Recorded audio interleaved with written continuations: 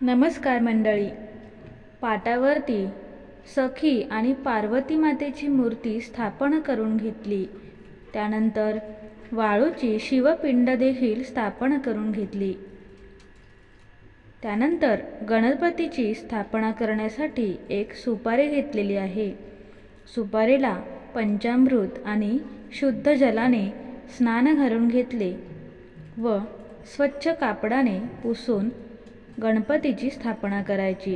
पण त्याआधी पाटावरती विड्याची 2 पाने व त्यावरती अक्षता आपल्याला अर्पण करायच्या आणि मग त्यावरती एक नाणे आणि मग गणपतीची स्थापना करायची. गणपतीची स्थापना झाल्यावर हळद, कुंकू, अक्षता गणपतीला अर्पण करायचे. त्याचबरोबर एक वस्त्रमाळ आणि फूल आणि मग गूळ आणि खोबऱ्याचा नैवेद्य गणपतीला अर्पण केला. अशी ही गणपतीची स्थापना आधी आपल्याला करायची आहे. त्यानंतर सखी आणि पार्वती यांची मूर्ती आपण पाटावरती स्थापन केली, तेही तांदळावरती. आता दोघींनाही हळद, कुंकू, अक्षता वाहून घ्यायच्या. अशी घरच्या घरीच साधी सोपी अशी आम्ही ही पूजा नेहमी करतो. सखी आणि पार्वती यांना हळद, कुंकू, अक्षता वाहिल्या. त्यानंतर वस्त्रमाळ अर्पण केले.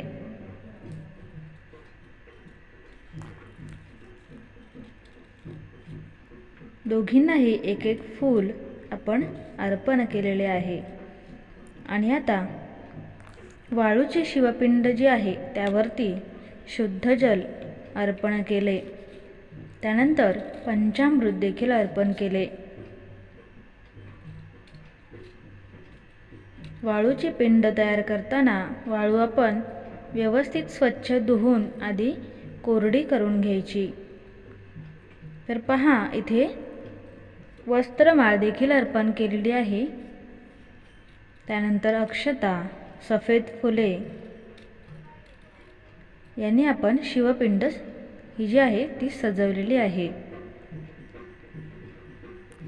वस्त्रमाळ जी आहे ती पांढरे शुभ्र आपल्याला इथे लागेल.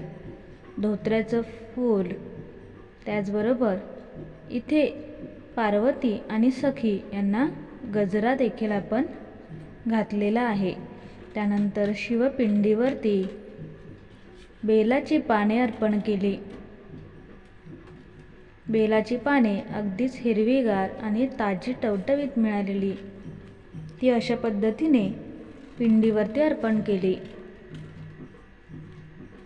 आता यावरती आपण गवार, भेंडी, कारले, काकडी यांसारख्या देठाच्या भाज्या हरताळकेच्या दिवशी आपल्याला वाहायच्या असतात.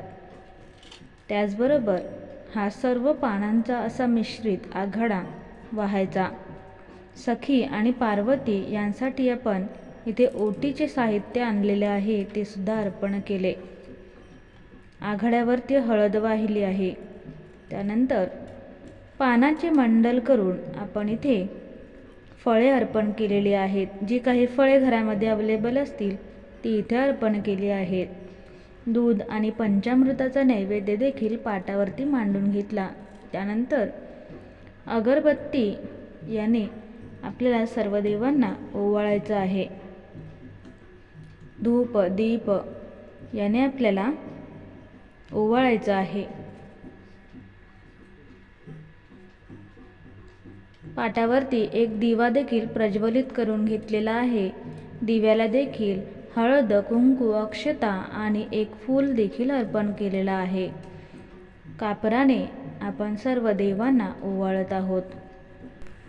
आणि आता हरतालिकेची आरती आपल्याला स्वरामध्ये म्हणायची आहे.